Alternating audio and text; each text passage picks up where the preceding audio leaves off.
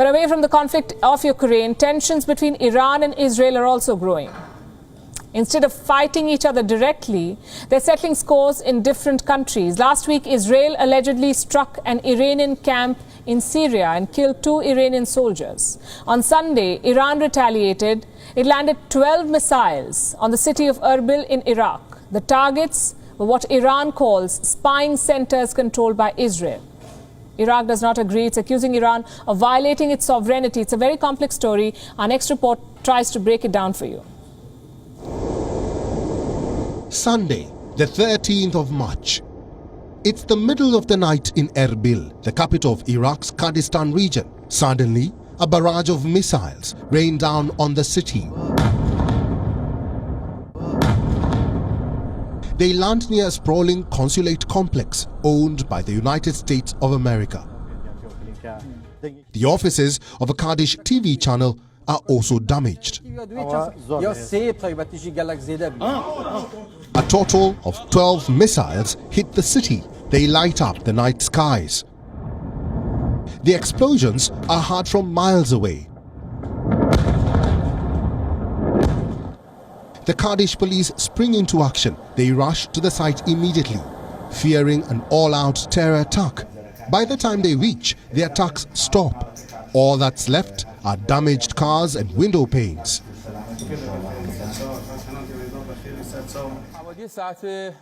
Minutes later, the Iranian state media airs this broadcast, claiming all responsibility for the attack.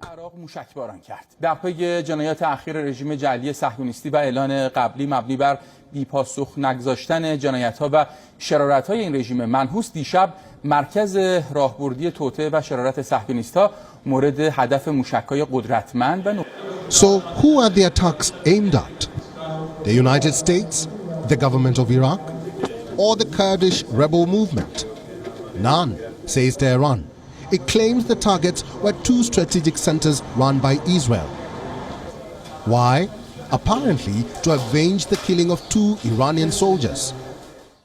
Last week, 2 members of Iran's Revolutionary Guard Corps were killed in an alleged Israeli airstrike in Damascus. The IRGC had vowed to make Israel pay for their deaths. The attack on Erbil was aimed at achieving that retribution. Iraq and the United States, however, don't see it that way. They are calling it a serious escalation. Iraq's Prime Minister Mustafa al-Kadhimi has called the attack a violation of Iraq's sovereignty. He has urged Tehran not to make Iraq a stage for settling external scores. The United States has echoed these statements. America's National Security Advisor says the attack was unjustified and Iran will be held accountable. How is Iran responding to these warnings? Its foreign minister says Tehran will not ever tolerate Iraq becoming a center for sabotage and conspiracy. It is not at all acceptable that one of our neighbors that has deep relations with us becomes a center for creating threats against the Islamic Republic. Iran will not tolerate that a center near its borders becomes the center for sabotage, conspiracy, and for sending terrorist groups to Iran. So what happens next? What consequences will this attack have, besides the fact that it may lead to an Israeli retaliation? This attack also risks the collapse of the Iran nuclear deal. For at least 10 months now, Western diplomats have been negotiating with Tehran to revive the deal. But the Russian invasion of Ukraine complicated their efforts. Moscow is a key negotiator in the talks. It wanted assurances from the West that their sanctions will not affect its ties with Tehran. The West refused to agree, so Russia pulled out of the talks and the negotiations were halted. This was last Friday. Over the weekend, Iran's attack on Erbil, the fact that it rained missiles on a foreign city, could give Western leaders more reason to not revive the talks.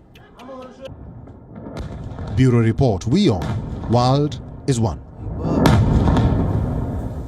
WION is now available in your country. Download the app now and get all the news on the move.